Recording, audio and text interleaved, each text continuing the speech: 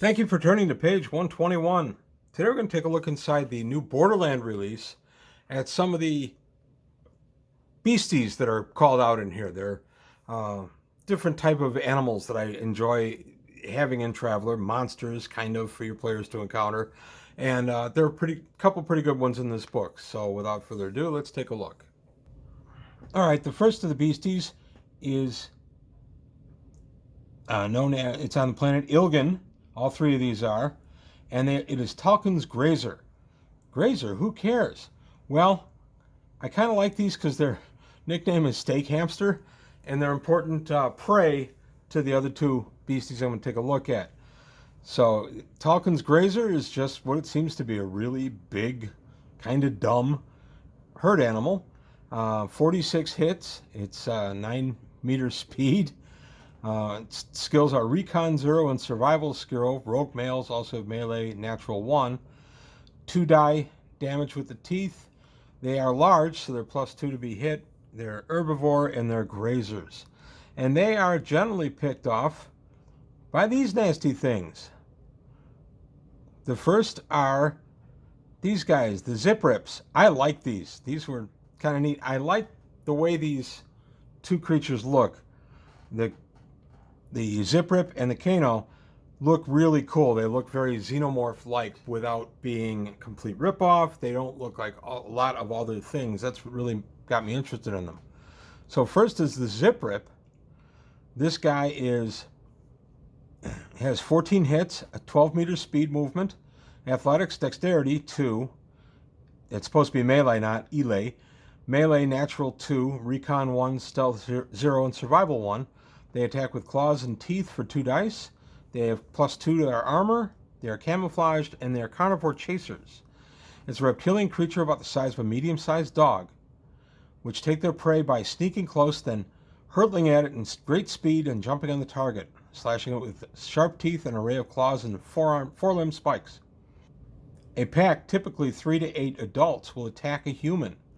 They are extremely fast and agile, and will not be deterred once they've begun their charge.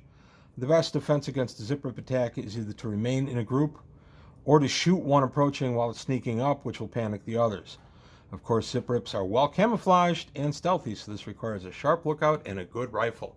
I like these guys. I can see these guys attacking a group in the wild, just jumping on them and just being a problem for the players. So I read that and I kind of got happy about it. Okay, that's one I can use, and here's the second one.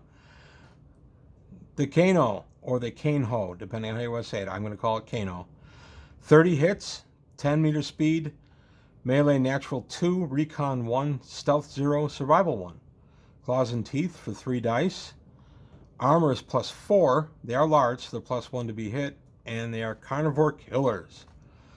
The Kainho is larger, lone predator of reptilian appearance like the Ziprip. They are related not too far back in their ancestry, so these are kinds of kin.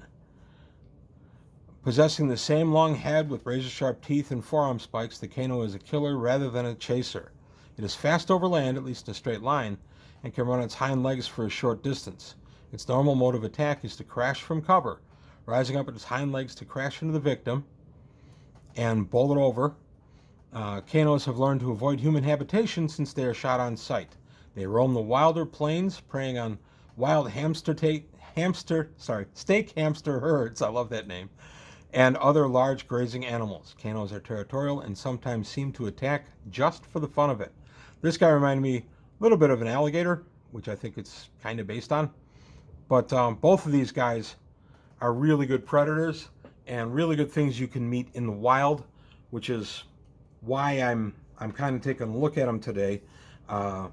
I'm thinking of doing a Traveler Beasties series where I'll just take a look at various animals that are brought out in different books and just take a look at them, how you can use them in the game. And for this one, of course, you could have a Steak Hamster Stampede, which would be a lot of fun for your players. They better be able to get up and out of the way somehow pretty darn quick.